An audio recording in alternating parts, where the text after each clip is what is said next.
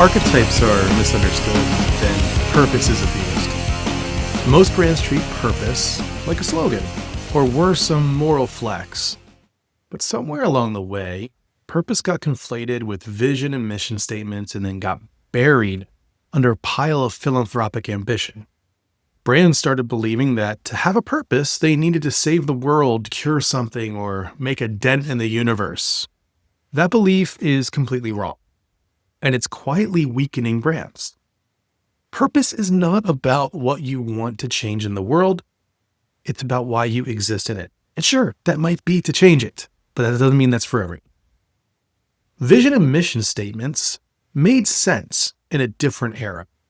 They were built for internal alignment in slower organizations with linear growth and predictable behavior. Today, they're mostly ceremonial. They live on walls, websites, onboarding decks, in boardroom presentations, and they're completely disconnected from daily decision-making. They describe aspiration and activity, but they rarely influence behavior. Purpose is different. Purpose is not future-facing fantasy or operational description. Purpose answers one question clearly. Why do you exist above what you do and how you do it? If that answer doesn't actively guide behavior, it's not purpose. It's branding theater.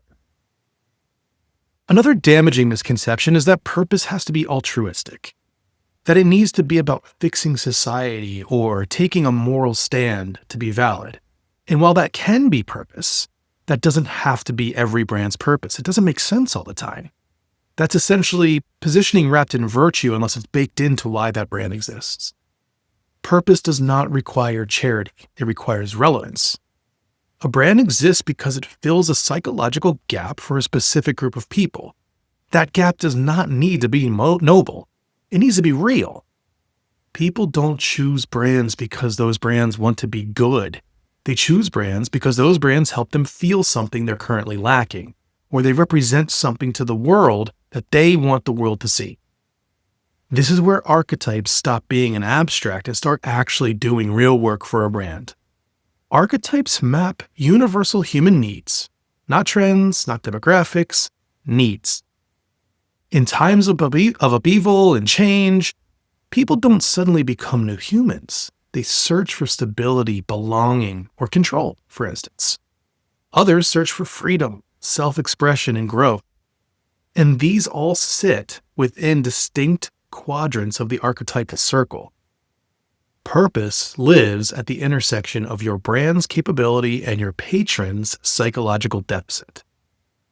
Archetypes help you name that deficit precisely, so you can build things upon it. You can see this pattern clearly in the most common human experience there is: childhood. A child raised in a highly structured, controlled environment often grows up craving freedom, identity, and self-fulfillment. That tension creates rebellion or exploration, a search for autonomy. On the other side, a child raised in chaos or instability often grows up craving order, predictability, and safety, a search for structure and control. And those people that grow up that way start to search for brands that can help deliver that to them. Neither desire is wrong, but both are inherently human. Brands operate the same way. Purpose exists because someone is missing something. Archetypes explain what that something is and why it matters. Therefore, a real purpose statement does not inspire applause. It's not quippy.